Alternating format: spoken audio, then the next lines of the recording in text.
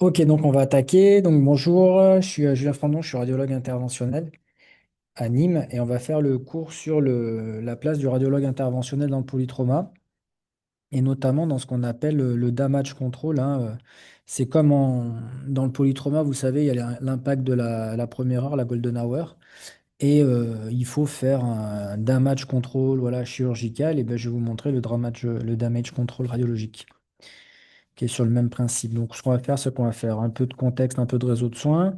Puis après, je vous ferai les généralités sur quel type de bilan d'imagerie, qu'est-ce que c'est les lésions élémentaires, qu'est-ce que c'est que la place du radiologue interventionnel. Ça, c'est la partie cours, on va aller assez vite. Et après, derrière, on fera des cas cliniques, justement pour discuter de cas un petit peu, voilà, pour vous montrer comment on a fait, quelle stratégie on a choisi, où on a placé la radiologie interventionnelle, pour vous montrer un petit peu notre manière de réfléchir. Donc là, vous devez l'avoir dans tous les cours hein, qui traînent, hein. Le polytraumatisé, en fait, c'est 20% des traumatismes. C'est les patients jeunes. C'est la première cause de mortalité chez les moins de 40 ans. Ça fait souvent, quand je fais des cours, je leur dis aux gens, ben, quelle est votre première cause? Là, vous êtes dans la salle. Quelle est la première cause de mortalité? Ben, c'est le polytrauma pour vous. Donc c'est un cours qui est important hein, pour les jeunes. La gravité, souvent, hein, elle est liée au traumatisme abdo. Même si on sait bien sûr que la rupture d'isthme, c'est hyper important, hein, mais en général, l'atteinte abdominale, c'est ce qui fait la gravité du polytraumatisé. C'est souvent maintenant en France, en Europe, dans les pays occidentaux, des traumatismes fermés. Hein, c'est pas des traumatismes. Donc, traumatisme fermé, c'est les traumatismes de accidents de voiture, etc. Un traumatisme ouvert, c'est les coups de couteau, les coups de fusil. Donc, souvent, c'est les traumatismes fermés, hein. Donc, c'est toute la place de la radiologie et du scanner pour voir à l'intérieur du corps, justement. Et par définition, hein, c'est aléatoire, donc il y a la moitié qui arrive la nuit et le week-end. C'est pour ça qu'il faut s'organiser pour répondre H24, 7/7, hein, avoir un réseau qui marche tout le temps. Et c'est ça l'importance du réseau. Donc dans le trauma, le plus important, c'est le triage. Il faut que vous triez bien vos patients dès les lieux de l'accident, hein. Dans un réseau de soins, il faut entraîner tout le monde. Il faut entraîner l'urgentiste, le smuriste qui va récupérer le patient, le réanimateur qui va l'accueillir à l'hosto, les chirurgiens et les radiologues. D'accord? Il faut vraiment que tout le monde soit coordonné. Donc, il faut un cadre. Il faut se mettre autour d'une table, tous discuter et voir quel patient j'amène où, définir un petit peu vos trauma centers, le niveau 1, le niveau 2, en fonction de ce que je suspecte, où est-ce que j'envoie, pour que tout le monde soit bien au clair de ça et qu'on n'ait pas de problème, parce que la première, une des causes de mortalité, c'est le mauvais routage du patient, c'est le mauvais patient au mauvais endroit, avec pas le plateau technique adapté. Et souvent, c'est à cause de ça, avec des délais de prise en charge, qui meurent. Donc, le but du réseau de soins, là, de cette organisation, c'est de réduire un maximum le délai entre le trauma et la prise en charge, parce que c'est ça qui va réduire la mortalité. Après, quand vous arrivez dans le trauma center, c'est important de caler le relationnel entre l'AREA, l'imagerie et le bloc. D'accord? Il faut que ça aussi, ça soit bien calé pour que vous ne perdiez pas de temps, hein, en fonction, chaque centre va faire son organisation en fonction de où est son déchocage, où est son imagerie, où est son bloc, est-ce que c'est le même étage ou pas, un étage différent, c'est hyper important de bien caler ça. Et dans le polytraumatisme, chez le polytraumatisé, un examen qui est hyper important, c'est le body scan. D'accord? Le body scan, c'est hyper important parce que c'est le bilan, c'est ce qui va vous permettre de faire le bilan lésionnel complet du malade. Donc, quand vous arrivez dans le bilan d'imagerie d'un polytraumatisé, il y a deux. On est souvent confronté à le combat, est-ce que je fais une radio bassin, thorax et une fast écho, ou est-ce que je mets le patient au body, par exemple. Et là, bah, c'est pas tranché, hein. On sait que pour les patients stables, en tout cas, il faut les mettre au body, ça c'est sûr. D'accord? Parce que le body scan, vous pouvez faire toute la littérature que vous voulez. C'est ce qui donne le bilan lésionnel le plus complet. C'est un facteur indépendant qui diminue la mortalité. C'est un facteur indépendant qui diminue la durée d'hospice. C'est même dans les études médico-éco, vu qu'il permet de faire un diagnostic complet, rapide, il réduit les coûts de prise en charge. La grande question est chez le patient instable ou chez le patient qui a un critère de Vitel positif, mais qui a rien. D'accord? C'est le fameux grade C. C'est pour ça que quand vous prenez en charge des polytraumatisés, en général, il faut les voir en trois grades. Nous, on appelle ça grade A, grade B, grade C. Il y en a, ils appellent ça 1, 2, 3. Ça, c'est variable descente. Nous, en France, on s'est structuré avec un groupe d'intérêt pour la traumatologie, ça s'appelle le GIT, et on publie chaque année des recommandations, et notamment, on a publié les recommandations de grade de sévérité. Les grades A, c'est le côté stable, instable du malade, d'accord? C'est un malade qui est instable, c'est un grade A. OK? C'est la stabilité hémodynamique. Donc le grade A, c'est le grade instable. Il faut aller vite, hein, parce qu'il faut trouver le saignement et aller couper ce qui saigne. Le grade B, c'est un patient stable, mais c'est la lésion, d'accord, qui fait la gravité. On suspecte une lésion grave d'un organe. Donc là, le but, quand on a un grade B, d'accord, donc le grade B, c'est un patient qui pouvait être un peu instable à la prise en charge, puis qu'on a stabilisé, qui est stable sous noradré, on suspecte un trauma grade, c'est un grade B. Et pour le grade B, on ne se pose pas de questions, hein. L'important là, c'est de rien rater, de faire un bilan lésionnel complet. Le grade B, on lui fait un body scan. Et le grade C, c'est quelqu'un qui est stable, c'est quelqu'un, vous n'avez pas de point d'appel clinique hein, pour suspecter une atteinte d'un organe profond, mais c'est la circonstance qui fait le grade C, d'accord? C'est un critère de Vittel. Et ben là, vous allez tous les scanner, et on sait que quand on les scanne, la littérature nous le montre, hein, c'est à peu près seulement la moitié chez qui vous trouvez une anomalie, et seulement 1 sur 5 chez qui vous trouvez une anomalie qui va modifier la prise en charge. Donc, quand vous regardez ça, c'est là qu'il faut réfléchir, où est-ce que je mets mon body scan? Nous, à Nîmes, on s'est dit, il y a différents types d'objectifs. Pour le grade A, l'objectif, c'est d'aller vite. D'accord? Donc ça, on appelle ça l'ultra fast scan. Pour le grade B, l'objectif, c'est d'avoir un maximum d'infos. Donc on l'appelle l'ultra informative scan. Et ça, c'est vraiment le body scan par excellence qu'on connaît tous. Et le grade C, on se dit, c'est quand même un peu dommage de tous leur faire des body scans assez exposants en rayon X, alors qu'au final, ça va servir qu'à 20% des gens. Donc, on l'appelle l'Ultra Light Scan. Et en fait, c'est un scanner plutôt de triage qu'on fait à très basse dose. Donc, en gros, à Nîmes, nous, nos polytraumatisés, quand c'est un grade A, on a fait le choix avec les anesthésistes, avec les chirurgiens, avec toute l'équipe de trauma, d'aller au scan. D'accord? Le patient, il est instable, il n'est pas bien. On lui fait un ultra fast scan. Le but, c'est de savoir où ça saigne. Donc, on l'amène vite au scan de la même manière que si vous aviez une alerte AVC ou quelque chose comme ça.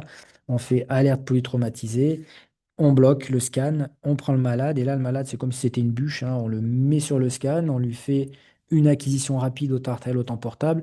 On le sort du scan et le but, c'est qu'il passe pas plus de 15 minutes dans la pièce.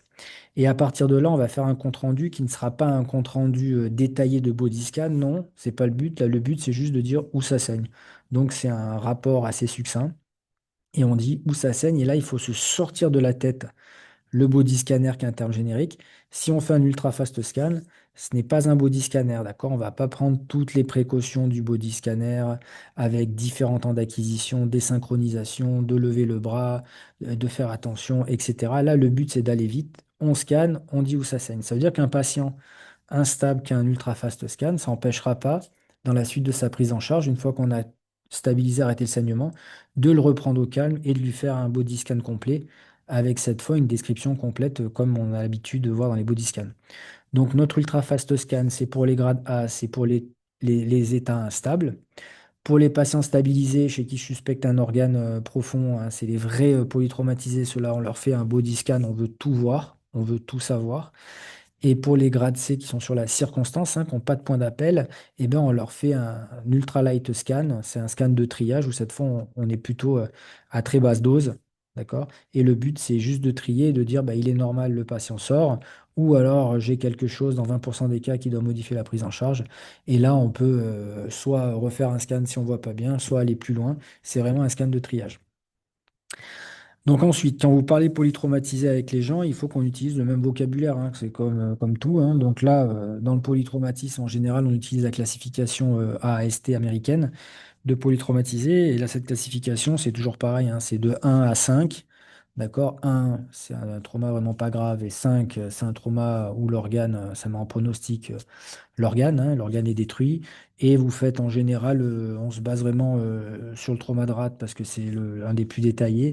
Et pour mettre pour choisir votre grade, vous allez regarder les lacérations, leur longueur, les hématomes, en fonction qu'ils soient intraparenchymateux ou sous-capsulaires, leur étendue, et la dévascularisation, qui est hyper importante, hein, qui traduit une atteinte des vaisseaux trabéculaires avec une lésion ischémique d'aval, et vous allez regarder son étendue.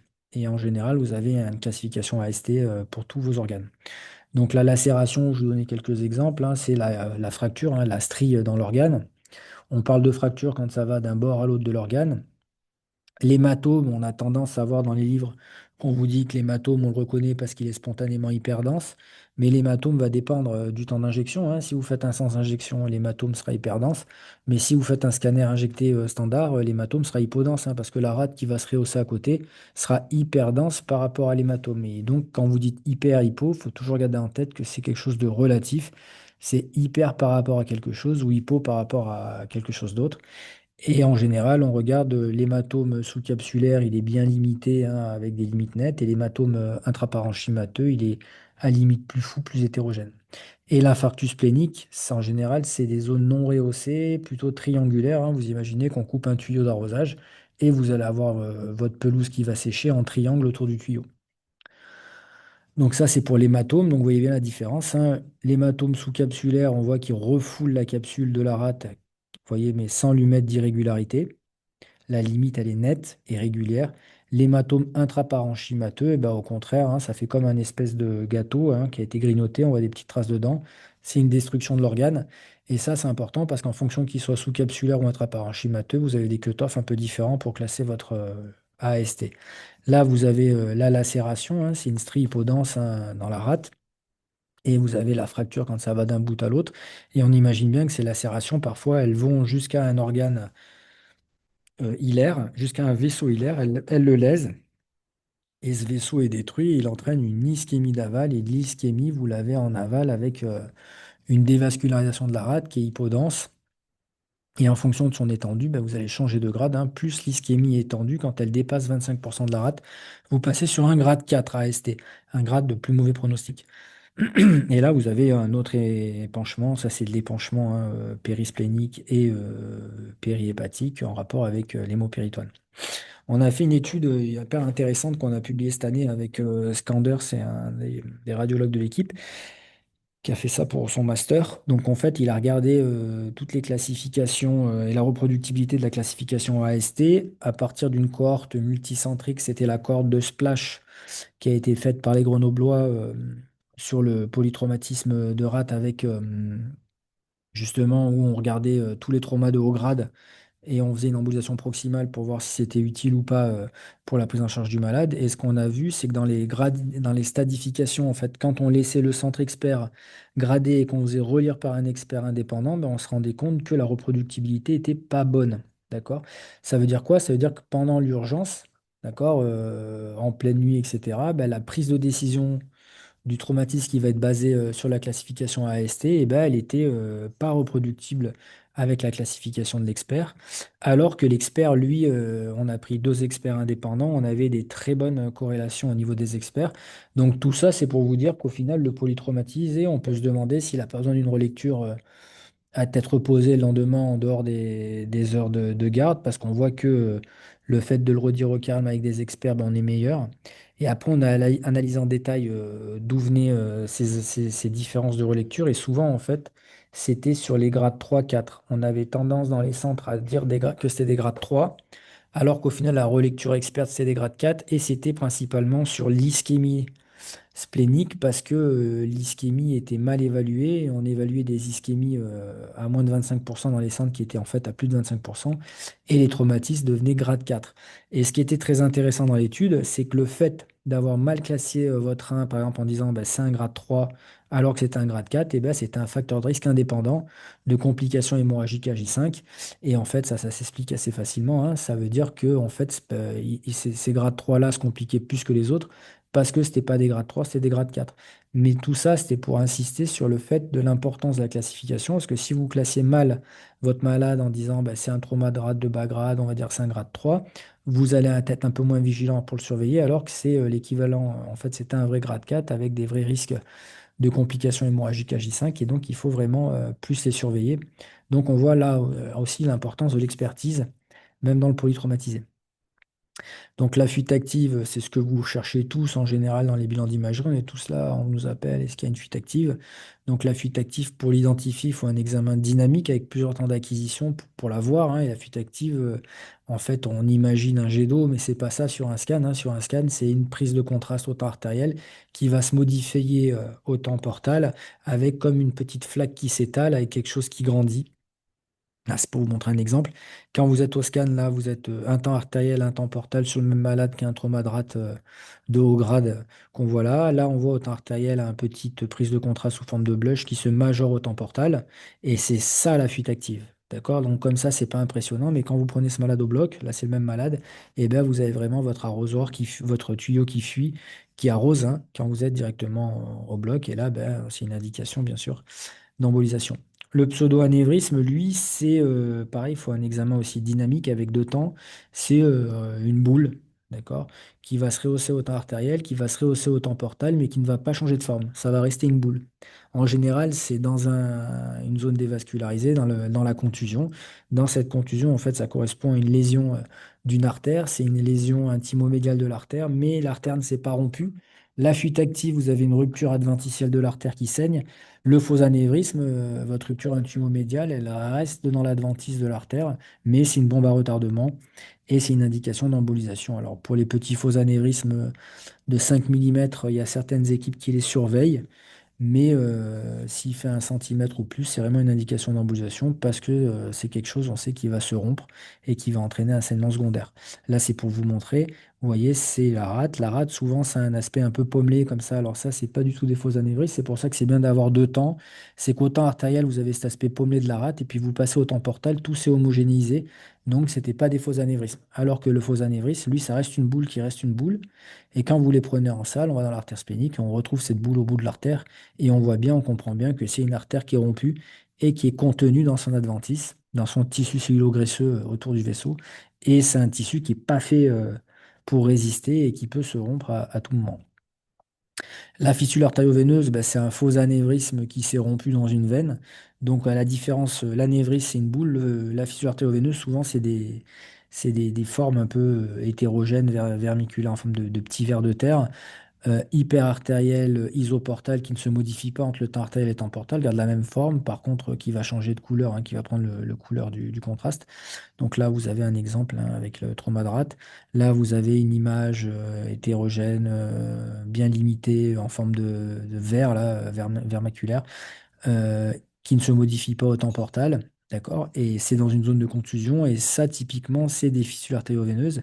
Et quand vous les prenez au bloc, ce qui est, comment vous faites le diagnostic, hein, ça a cet aspect hétérogène, mais vous voyez, au temps artériel, vous avez un retour veineux, et ça n'arrive jamais normalement. C'est le sang, il va dans l'artère, il va dans le capillaire, et après, il revient par la veine. D'accord? Mais vous ne pouvez pas avoir une artère et une veine en même temps sur la même série. Et si vous avez ça, c'est que vous avez une fistule. Et là, on voit bien, hein, la fistule est là. Donc la fistule, c'est pareil, c'est une indication d'embolisation parce que c'est des facteurs de risque de saignement secondaire, de rupture secondaire de rate. Ensuite, ce qui est important dans le polytraumatisé, c'est de quantifier l'hémopéritoine. Et sur un scan, pour quantifier l'hémopéritoine, en général, on définit 5 zones. La zone périhépatique, périsplénique, les gouttières pariétocoliques, là, les zones 3 et 4, et la zone pelvienne. Et à chaque fois qu'on a un épanchement, et ben on rajoute 500 millilitres. D'accord? Donc si vous avez une zone, c'est 500 millilitres. S'il a les 5 zones, et ben, il a 2,5 litres dans le ventre. Et c'est de plus en plus grave, bien sûr.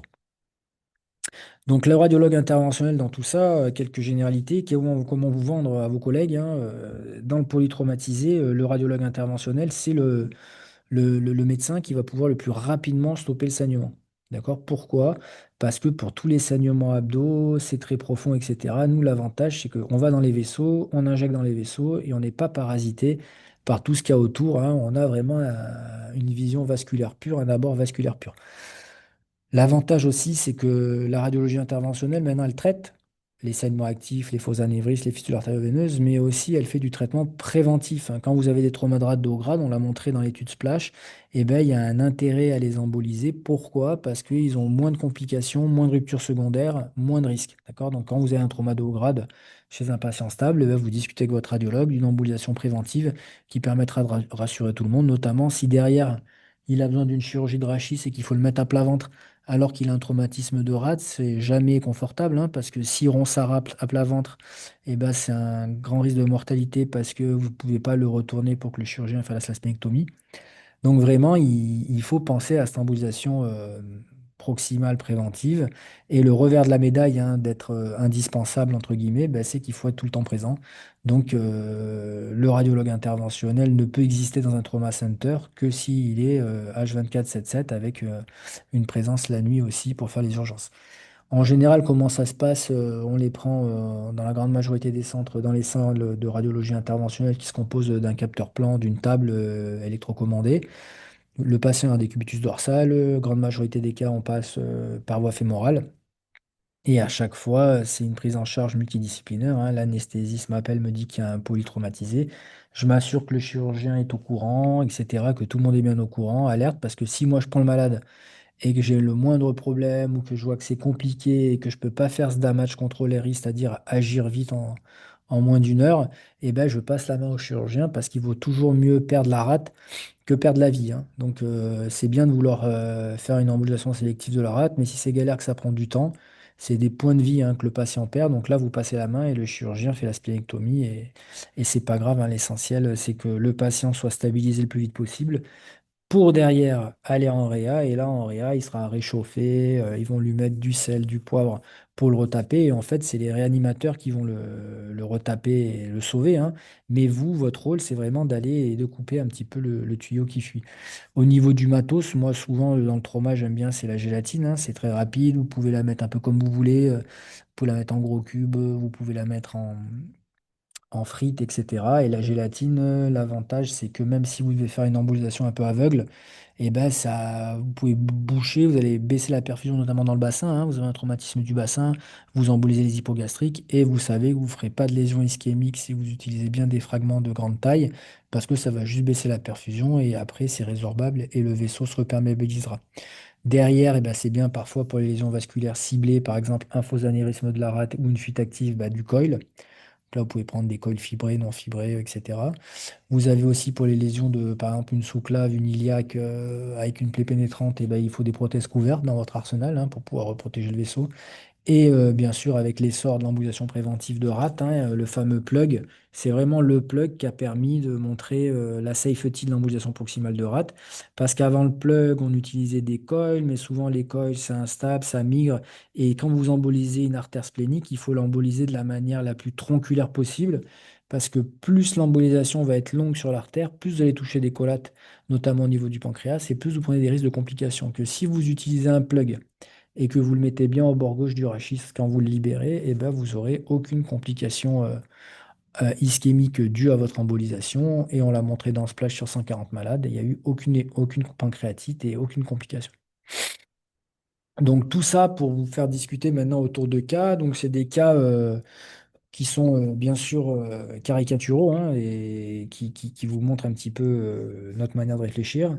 Donc ce cas-là, c'est un cas que je traîne depuis 2015, hein, donc je le présente souvent, mais vous allez voir parce qu'il est exceptionnel au niveau de la compréhension de comment faut fonctionner en réseau, comment faut fonctionner en équipe, et surtout à quel moment faire le body scanner, parce que vous allez voir que ce body scanner, parfois, on ne le fait pas tout de suite. Il doit arriver à un moment de la prise en charge, mais quand le malade est stabilisé. D'accord? Tant que vous n'êtes pas sur un malade stabilisé, il ne faut pas aller au body scanner, il faut prendre d'autres alternatives, notamment l'ultra fast scan.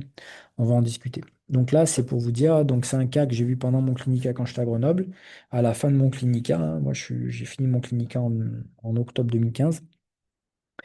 Et c'est un cas qui m'a vraiment marqué. Donc c'est un patient, voilà, 24 ans, il fait un AVP, il est retrouvé par les pompiers à 7 heures à Salange. Donc je vais vous mettre une carte après pour les non-grenoblois qui connaissent pas bien les Alpes, vous verrez comment ça se passe. Donc quand il le retrouve, il est agité, il est hypotherme et surtout il est très très très très instable avec une tension à 6,4, tachycarde. Donc on est vraiment sur un grade A, hein, un traumatisé instable. Là, dans le camion, tous les camions maintenant sont équipés d'écho, hein, ils lui font une fast écho. Là, il y a de l'hémopéritoine de partout.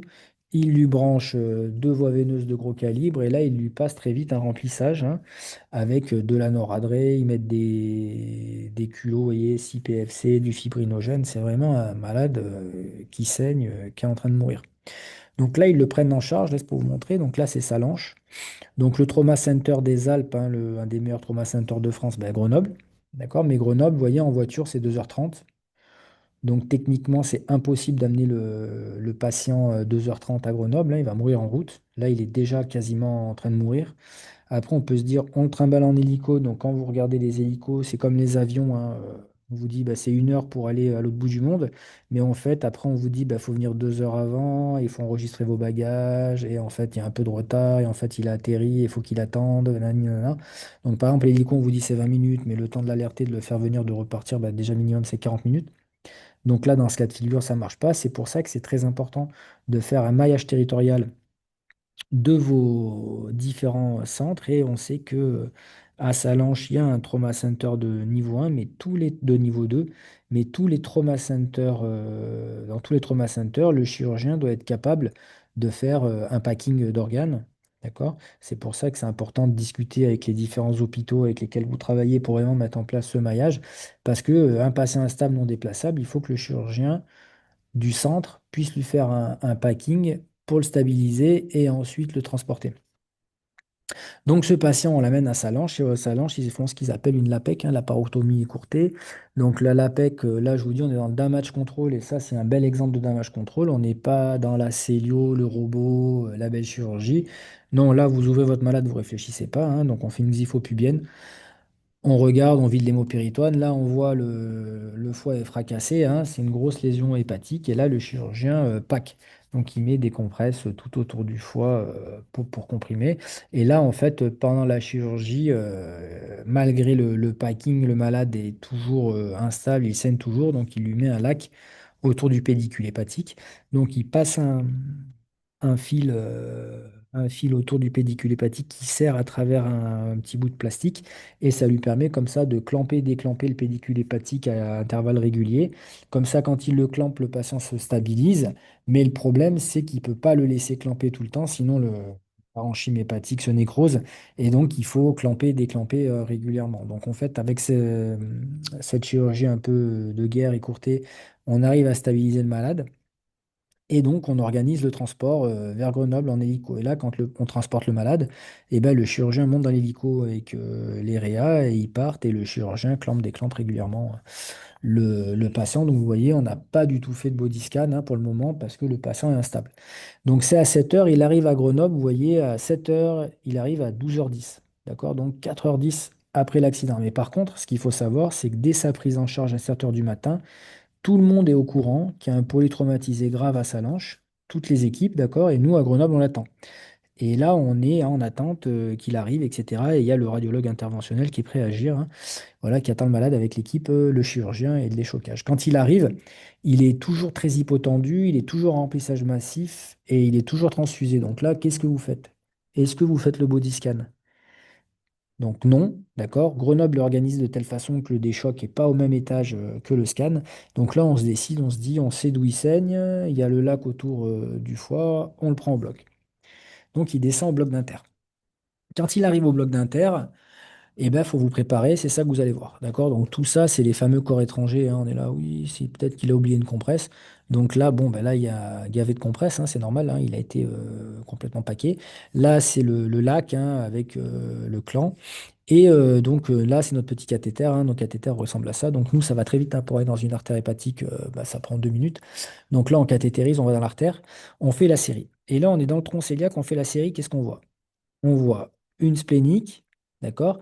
On voit l'artère hépatique propre, on voit l'artère hépatique commune, on voit la gastro-duodénale, on voit l'artère hépatique propre qui est tronquée. Là, c'est ce qu'on appelle les séries avec soustraction. Quand on dit ouais, fait une angiographie soustraite, c'est-à-dire en fait on fait un masque, on enlève l'os et on n'a que les vaisseaux. Et là, on voit que l'artère hépatique propre est complètement tronquée. Comment ça se fait? Et en fait, c'est tout con. En fait, on avait oublié d'enlever le clan. Donc l'artère était clampée, donc là on déclampe, c'était pour vous montrer à quoi ça ressemble. Et là on refait l'artériau, artère déclampée. Et donc là, vous voyez, on injecte, on fait l'artériau, Vous voyez, donc toujours pareil, là cette fois on a lâché le clan, donc vous avez l'artère hépatique qui s'opacifie derrière. Ce qui est intéressant, c'est que quand vous faites l'artériau, eh ben, vous ne voyez pas de saignement. Vous voyez un petit spasme au niveau du clan, mais après, vous voyez le parenchyme hépatique avec ici la contusion hépatique, la déchirure hein, avec les zones de défect, hein, de défaut de rehaussement de la glande. Mais par contre, vous voyez pas de saignement. Et c'est pour ça qu'en fait, c'est une spécialité parce que là, vous avez un autre signe qui est très important sur lequel il faut être vigilant, c'est le signe de l'artère ralentie. D'accord? Donc, quand vous avez une artère qui est normale, tout serait haut. Si par contre vous avez une artère qui saigne, un mécanisme de défense de l'organisme, ça va être de la spasmer, de se contracter et ça va entraîner une circulation à haute résistance. D'accord? Ça, c'est un moyen de défense de votre corps parce que si votre corps il se met à basse résistance, et ben, vous vous videz de votre sang. Et en fait, c'est pour ça que c'est important d'aller chercher les zones un petit peu à circulation ralentie. Et là, on voit que dans le secteur postérolatéral du foie, et ben, on a une artère qui circule lentement et qui reste rehaussée tardivement. Et en fait, c'est parce que cette artère elle est pathologique, elle est spasmée, elle est à haute résistance, elle circule lentement et on sait que cette artère, si on va la titiller, elle va se déspasmer et on va voir le saignement. Et effectivement, c'est ce qu'on a fait. On est allé en cathétérisme sélectif, donc un petit peu plus loin. Et quand on fait la série, et ben là, qu'est-ce qui se passe? Dès qu'elle lève son spasme, vous avez un saignement qui est majeur, hein, et c'est pour ça qu'il est instable, c'est qu'il a vraiment une énorme fuite active. Et là, l'avantage du radiologue, eh ben, il est in situ à l'intérieur du foie de manière sélective. Il peut utiliser un microcat et il peut aller boucher sélectivement de manière ultra précise l'artère pathologique en laissant les autres artères. Et en fait, c'est ce qu'on a fait, hein. On est allé, là, c'est pour vous montrer le saignement assez abondant, hein. C'est rare de voir un saignement actif aussi abondant. Et en fait, de manière très très sélective, on allait mettre un petit coil dans cette artère parce que c'est une artère qui est détruite, hein. On peut aller au matériel définitif. Et quand je refais ma série, eh ben, je n'ai plus de saignement, tout est bien ralenti. Et vous voyez que j'ai une amputation du territoire postérolatéral où vous aviez l'artère avant qui correspond à l'artère embolisée. Mais tout le reste est conservé. Et ce qui est génial en radio inter, c'est que vous allez voir, dès que vous avez coupé le saignement, d'un coup, la Nest, il vous dit, mais qu'est-ce qui se passe? Il a 50 de tension parce qu'il était sous Noradré comme un ouf. Et en fait, c'est parce que dès que vous levez le saignement, le patient s'améliore de manière radicale en on-off. Donc, c'est assez facile de savoir quand vous êtes efficace en polytraumatisé parce que dès que vous avez bouché l'artère, vous pensez que c'est bon, vous demandez à la Nest. La Nest, il vous dit, oui, oui, effectivement, on voit qu'il va vachement mieux, on voit que tu as fait quelque chose. Et comme ça, vous savez que vous êtes efficace.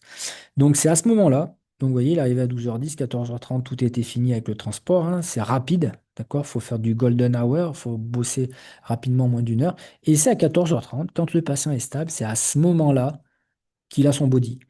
Il faut qu'il ait son body, c'est très important pour le bilan lésionnel complet. Ce qui est très important, c'est le timing. Et c'est à ce moment-là qu'on le fait et qu'on regarde tout ce qui se passe. Et là, vous avez un body scan de polytraumatisé grave. Donc c'est un bordel, hein. On voit plein de choses, on se dit, oula, oula, c'est la catastrophe. Alors qu'à ce moment-là, tout est normal, il va bien. D'accord? Donc là, ce que vous voyez, c'est les fameux FSS sign des compresses, hein, c'est le packing. D'accord? Là, c'est pas une fuite active, hein, c'est le contraste qu'on a injecté en salle.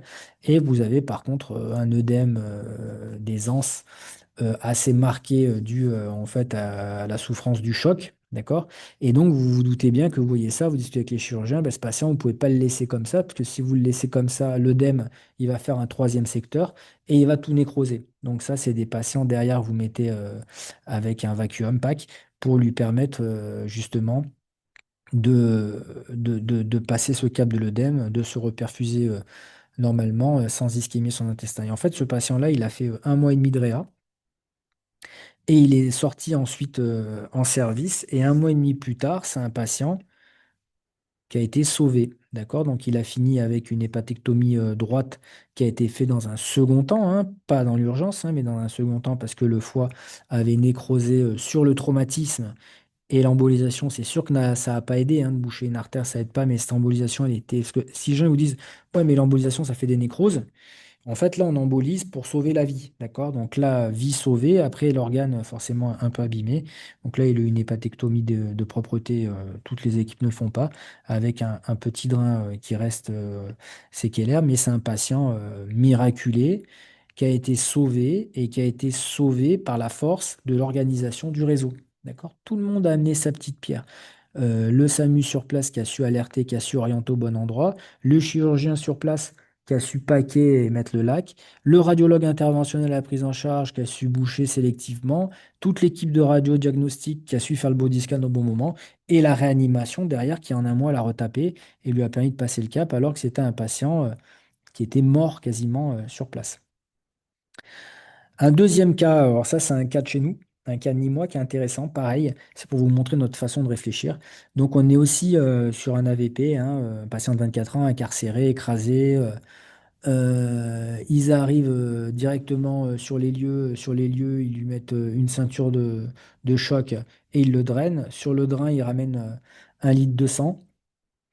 La tension artérielle imprenable, la noradrée 25 mg/h, il lui passe 8 kilos le PFC et à la face, il y a un hémopéritoine abondant. Donc là, clairement, on est sur un traumatisé instable. Ce traumatisé instable arrive au CHU de Nîmes. Au CHU de Nîmes, on a organisé, je vous l'ai dit, avec l'ultrafast scan. D'accord? Donc, il arrive, on ne sait pas d'où il saigne, on ne sait pas ce qui s'est passé, on le met dans le scan, mais on n'est pas du tout dans le délire du body scan. Là, le but, c'est juste de mettre comme si vous mettiez une bûche dans un feu, hein. On le met dans le scan, on fait une hélice, et nous, on est là, autour, on est tous là, hein. On regarde où est-ce qu'il saigne. Donc, on part du crâne pour avoir les vaisseaux, les dissections, et on le fait en entier d'une hélice. Vous voyez, tac, tac, tac, tac, tac.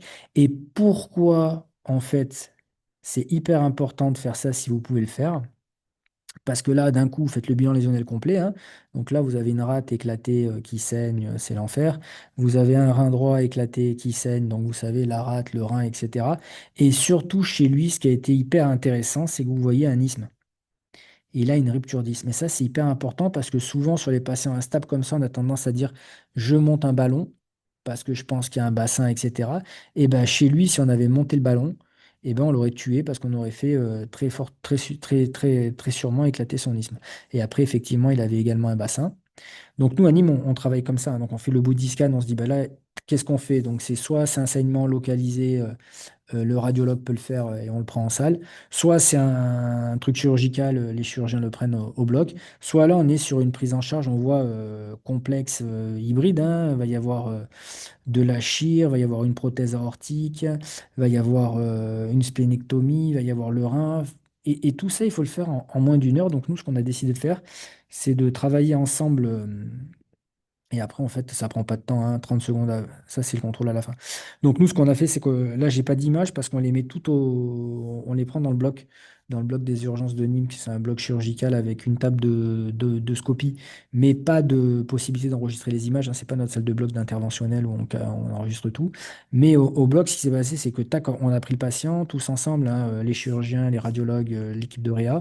Bon, il a eu bien sûr laparotomie, splénectomie. Nous, en parallèle, on a embolisé le bassin. Quand vous prenez un patient qui a plein de traumatismes, la rate, le bassin, l'aorte, l'ordre des choses, c'est de commencer par la rate, d'accord? C'est d'après faire le bassin et l'aorte en dernier. Parce qu'en fait, l'aorte, ça saigne pas.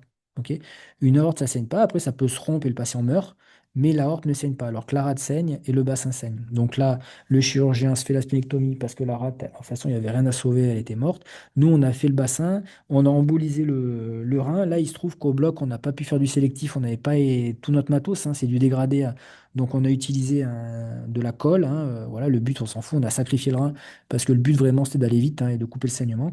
Et on a mis la prothèse thoracique. Et au final, stabilisé, zut, on fait le body. Vous voyez? Parce que le fast scan, c'est pas un body. Et là, quand on lui fait le body, eh ben, vous avez voilà, la prothèse aortique, voilà, la splénectomie, il n'y a plus de rate. Le rein, il est complètement embolisé, ischémié, et le bassin qui a été embolisé avec du matériel résorbable. Et ça nous a permis de sauver le malade. Et ça, on voit que c'est une tendance, hein, c'est l'avenir, c'est d'arriver à aller prendre ces patients graves tous dans le même bloc, d'accord, et faire une prise en charge où on est tous ensemble au lieu de le faire passer des urgences au bloc, puis au scan, et on a raté un truc, et au bloc, puis aux soins intensifs, c'est de les prendre des urgences, de tout faire dans la même salle.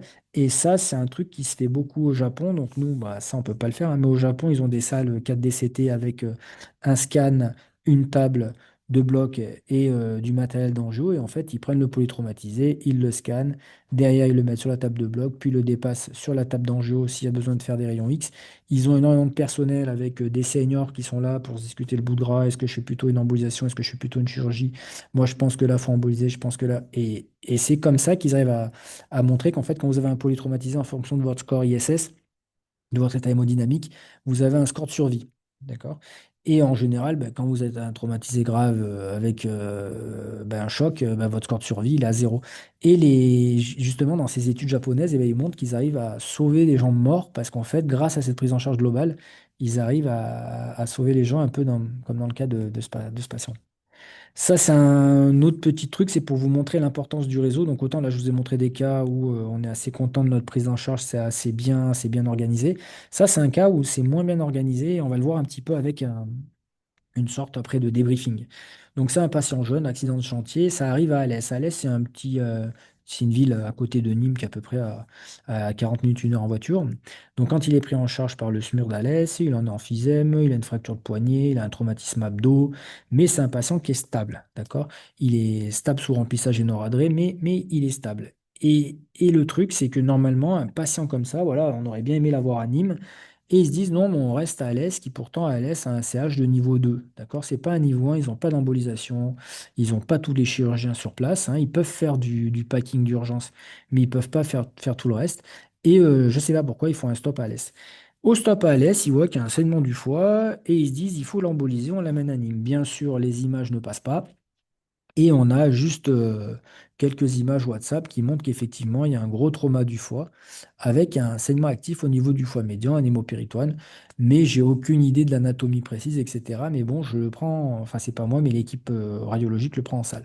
Et là, moi, quand après je débriefe le dossier et que je regarde, je vois qu'ils ont utilisé une sonde un peu spéciale pour regarder le tronc cœliaque. Ça s'appelle une sonde SIDE, hein, en forme une sonde Simons, là, en forme de S. Et en fait, ça, on les utilise parce que souvent, c'est dans les ligaments arqués, hein, quand on n'arrive pas à rentrer. Et là, effectivement, quand il injecte, eh ben, on n'a pas d'artère hépatique visible. On voit que l'artère splénique parce qu'en fait, il a un ligament arqué serré. Et en fait, il a une artère hépatique qui est vascularisée par une artère hépatique droite. Et là, vous le voyez, hein, là, c'est la série qu'on a fait qui a été faite dans l'artère mésentérique supérieure. Et vous avez l'artère hépatique qui est vascularisée dans l'autre sens par les anastomoses de la gastro-duodénale. D'accord? Donc là, en fait, on est en circulation à contre-courant. Le radiologue envoie un microcat en aval. Il opacifie, il voit pas bien, il comprend pas, il est trop loin.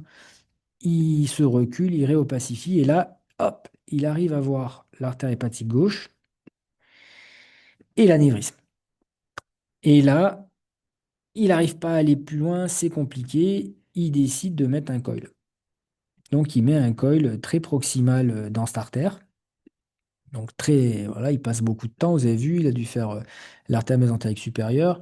Après, il a fait un microcathétérisme, il allait loin que jusqu'à présent, je vous avais pas monté encore de microcathéter, hein, parce qu'en fait, on était dans du damage control. Là, on n'est plus dans du damage control, c'est trop long. Il n'arrive pas à aller plus loin, il n'est pas sélectif et il met un coil. Le problème, c'est que ce coil, qu'est-ce qu'il va faire? Eh bien, il va boucher l'artère hépatique gauche. Mais vous le savez, le foie a une plaque hilaire. Cette plaque hilaire permet des anastomoses entre le foie gauche et le foie droit. Et en fait, quand vous bouchez proximalement le foie, c'est comme la rate, il y a les collatérales qui vont venir prendre le relais et qui vont revasculariser derrière. Bon, le patient est resté stable. En fin de procédure, il est toujours stable. Il n'est pas en train de saigner. Donc, il se dit, c'est bon, il est sauvé. Donc, toujours, donc, le problème, c'est que dès la base, en fait, là, la base, c'était pas bon, hein. Si vous avez un patient polytraumatisé avec un traumatisme abdominal pour lequel vous vous dites que peut-être j'aurais besoin d'une embolisation, il faut l'envoyer dans un trauma center où il y a de l'embolisation dès le début. Parce qu'en fait, tous les endroits où vous allez l'envoyer avant, il va perdre du temps. Donc là, il y avait vraiment une mauvaise orientation du malade. De plus, il a eu le body scan à Alès, on n'avait pas accès aux images. Donc là, on a dû prendre des décisions sur des images parce qu'en fait, les transferts d'images, une fois sur deux, ça ne marche pas. Les CD, vous les récupérez, il n'y a pas les images dessus. Donc c'est toujours bien d'avoir le body scan dans l'endroit où vous allez traiter le malade. Et là, il aurait pu analyser l'anatomie, voir qu'il y avait un ligament arqué et voir une stratégie un peu différente que la stratégie qu'il a faite. Et l'embolisation proximale dans la plaque iliaire, ça ne marche pas. Et dans le polytraumatisé, si vous n'arrivez pas à être sélectif, il vaut mieux utiliser du spongel plutôt qu'un coil parce que le spongel va pouvoir aller plus loin. Effectivement, on le prend en contrôle à J5. Donc là, vous avez le scanner, donc le temps artériel. Donc on a le petit coil qui est là, très très très loin de la zone où on a le traumatisme. Et dans la zone traumatisée, on a une espèce de petite prise de contraste. Et on regarde autant Portal et autant Portal, ça se majeure pas, on sait pas trop ce que c'est, on se dit peut-être que c'est du blush parenchymateux. Le truc qui est surprenant, c'est qu'il a toujours un hémopéritoine et il a toujours un hématome assez abondant au milieu du foie, alors que vous verrez dans le polytraumatisé, dès que vous avez traité l'anomalie, ça cicatrise assez vite et sur le J5 déjà, vous êtes en amélioration et normalement sur le J5, vous n'avez plus d'hémopéritoine. Pourquoi? Parce que votre péritoine, c'est une éponge. D'accord? Ça va absorber. En 5 jours, c'est sûr que ça a tout réabsorbé l'hémopéritoine. S'il en reste, c'est sûr qu'il y a toujours un saignement actif à bas bruit.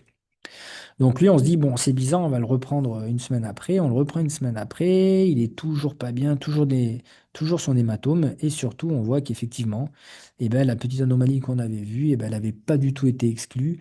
Et on a un volumineux faux anévrisme dans le territoire traumatisé.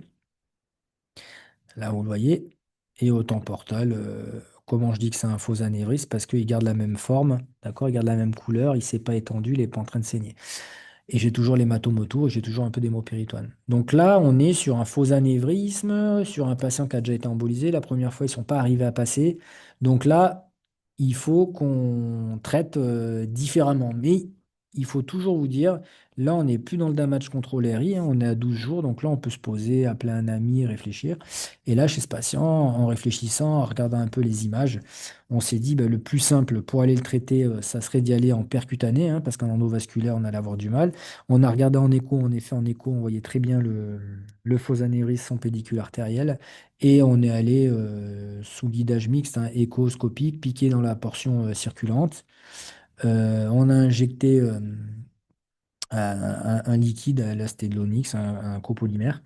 Et ça nous a permis d'exclure l'anomalie. Et sur les contrôles, donc on a fait un contrôle précoce à H48. Vous voyez qu'on est assez gêné par l'artefact du produit, mais on voit que l'hématome est en train de s'améliorer. Et en fait, on le contrôle hein, jusqu'à à peu près cicatrisation. Et vous voyez, quand vous avez traité l'anomalie, et ben, l'hématome, tout ça, ça cicatrise assez vite. Et c'est des signes qui vous permettent de dire que vous avez été efficace et que le patient est sorti d'affaire. Donc le petit débrief, donc il faut toujours contrôler vos malades. Des fois on se dit mais je les contrôle jusqu'à quand? Donc là je déborde un peu du damage control. Mais nous on les contrôle jusqu'à ce qu'il y ait une résorption, voilà, une cicatrisation de l'hématome.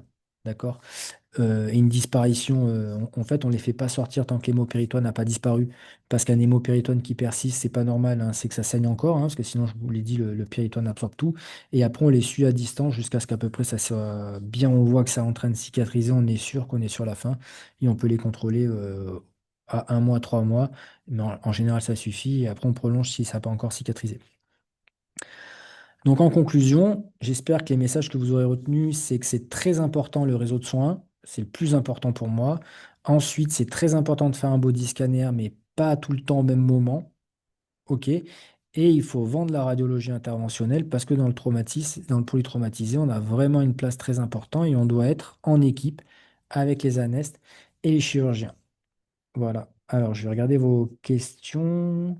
Donc, j'ai une question. On me dit quel protocole pour le body scan après avoir réalisé un ultrafast scan? Donc, l'ultrafast scan, je vous l'ai dit, c'est une bûche, hein. C'est comme un scanner post-mortem mais pré-mortem. Vous le mettez dans la machine, vous l'injectez, vous ne regardez pas les bras ou quoi que ce soit, hein. Vous le mettez, vous injectez, objectif 15 minutes max dans la pièce, tout compris. Et vous faites un artériel qui part du crâne jusque mi-cuisse et vous faites un portal et il part. Et là, vous le regardez, vous dites juste, il saigne pas. Ça, c'est des patients gravissimes. On n'est pas dans l'exposition au rayon X, on s'en fout. C'est des patients qui vont mourir, hein. Et en général, ils meurent. D'accord? Et après, ces patients, quand ils sont stabilisés, vous les reprenez. Et là, quand vous leur faites le body scan, c'est le même pour tout le monde, hein.